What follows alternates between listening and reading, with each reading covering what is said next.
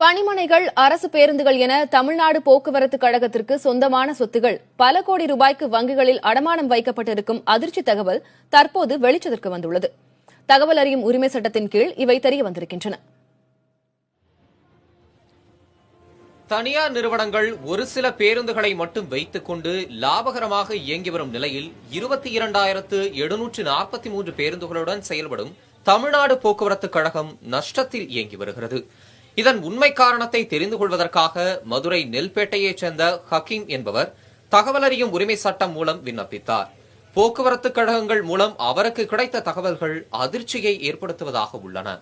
சென்னை போக்குவரத்து கழகத்தின் கீழ் 34 பணிமனைகளும் தலைமையகத்தின் கீழ் 33 பிரிவுகளும் செயல்பட்டு வருகின்றன.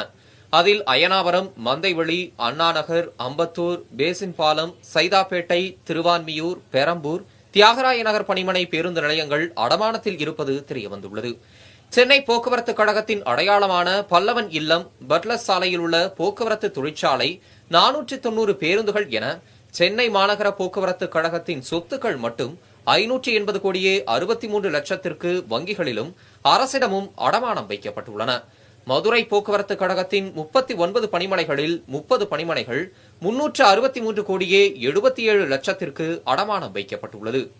கோவை போக்குவரத்து கழகத்தில் 377 பேருந்துகளுடன் அதன் அனைத்து சொத்துகளும் 1466 கோடியே 65 லட்சத்திற்கு அடமானம் வைக்கப்பட்டிருப்பது தகவல் அறியும் உரிமை சட்டத்தின் மூலம் தெரியவந்துள்ளது. பொதுத்துறை வங்கிகளிலே பொதுத்துறை நிறுவனமான தமிழ்நாடு போக்குவரத்து கழகம் வைத்திருக்கின்ற கடனுடைய அளவு, அடமானத்துடைய அளவு பல்லாயிரம் கோடி ரூபாய். இந்த பல்லாயிரம் கோடி ரூபாய்க்கு ஆண்டு ஒன்றுக்கு ஆயிரக்கணக்கான கோடிகள், அதாவது குறிப்பாக ஒரு 2000-3000 கோடிகளை வட்டியாக மட்டும் செலுத்துகின்ற அவல நிலைமையிலே தமிழ்நாடு போக்குவரத்து கழகம் இருக்கிறது என்பது இந்த தகவல் உரிமை சட்டத்தின் மூலமாக வெளிவருகிறது.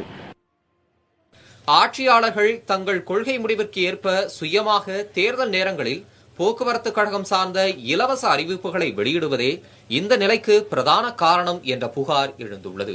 இலவச மற்றும் சலுகை பேருந்து அட்டைகள் மூலம் நாளொன்றுக்கு 55 லட்சம் பேர் அரசு பேருந்துகளில் பயணிப்பதாகவும் அதற்கான தொகையை அரசு கழகங்களுக்கு வழங்குவதில்லை என்றும் கூறப்படுகிறது.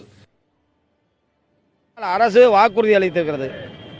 பெட்ரோல் விலை ஏறினாலும் சரி, டீசல் விலை ஏறினாலும் சரி, உதிரி பாகங்களுடைய விலை ஏறினாலும் சரி, சம்பள உயர்வானாலும் சரி, எதனால் ஏற்பட்டாலும் அதனுடைய எல்லா விதமான செலவு தொகையை புறம் அரசு தான் ஏற்றுக்கொள்ள வேண்டும். ஏன்னா அரசு தான் 55 லட்சம் பேருக்கு மேலானவர்களை அரசு உத்தரவின் மீது போக்குவரத்து கழகத்தில் பயன்படுத்துவதற்கு அனுமதித்திருக்கிறார்கள். நிதி நெருக்கடியை சமாளிக்க அந்தந்த போக்குவரத்து மண்டலங்கள் தங்கள் சொத்துக்களை வங்கிகளில் அடமானம் வைப்பது தொடர்கதையாகிவிட்டதாக தொழிலாளர்கள் குற்றம் சாட்டுகின்றனர்.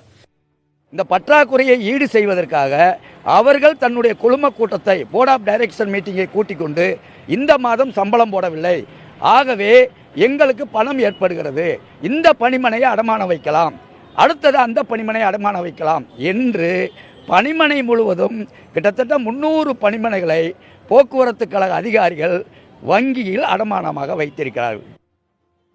கடுமையான நிதி பற்றாக்குறையால் தமிழகத்தில் இயக்கப்படும் அரசு பேருந்துகளில் 75% பேருந்துகள் காலாவதியானவை என கூறப்படுகிறது. பழுதடைந்த பேருந்துகளாலேயே விபத்துகள் நிகழ்வதாகவும் அரசு பேருந்துகள் மீதான மக்களின் நம்பிக்கை குறைந்து வருவதாகவும் தொழிற்சங்க நிர்வாகிகள் கூறுகின்றனர். 7 லட்சம் கிலோமீட்டர் ஓடி இருந்தால் அந்த பேருந்தினுடைய அந்த வயதை கடந்துவிட்டது என்று நிறுத்திவிட வேண்டும், அல்லது 6 ஆண்டுகள் தாண்டிவிட்டால் அந்த பேருந்து தன்னுடைய வயதை கடந்து விட்டது என்று நிறுத்திவிட்டு புது பேருந்துகளை வழித்தடங்களில் விட வேண்டும். அப்படி விடாத காரணத்தினால் 75% பாடாவதியான பேருந்துகளை விட்டு ஆங்காங்கு பழுதடைந்து நிற்பதால் பயணிகள் ஏறுவதற்கு அச்சப்படுகிறார்கள். மின்வாரியம் போன்று போக்குவரத்து கழக செலவினங்களையும் அரசு ஏற்றால் மட்டுமே தமிழ்நாடு போக்குவரத்து கழகத்தை காப்பாற்ற முடியும் என்கின்றனர் அதில் பணியாற்றும் தொழிலாளர்கள். புதிய தலைமுறைக்காக ஒளிப்பதிவாளர்கள் இந்திரகுமார் மற்றும் குணாவுடன் செய்தியாளர் நாகேந்திரன்.